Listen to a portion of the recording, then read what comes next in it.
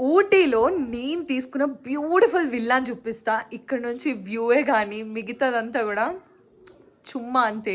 Let's explore with me.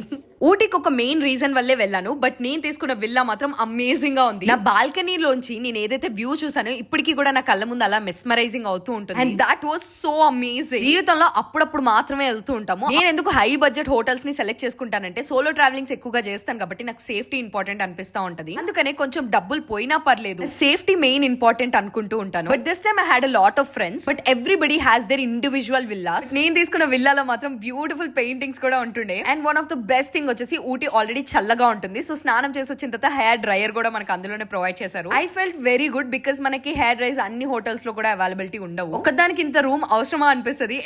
వెళ్ళాం కదా, enjoy చేయాలి అన్నిటిని. నా బాల్కనీలోంచి ఒక్కసారి వ్యూ చూడండి ఎంత బ్యూటిఫుల్ గా ఉంటుందో తెలుసు. ఇది జస్ట్ వన్ సైడ్ వ్యూ మాత్రమే. మార్నింగ్ కాఫీ తాగుతూ అలా సోఫాలో కూర్చొని ఎంత బాగా ఎంజాయ్ చేశాను. ఫైనల్ గా నేను వచ్చిన వర్క్ ని రాబోయే వీడియోస్ లో షేర్ చేస్తాను. See you in the next vlog.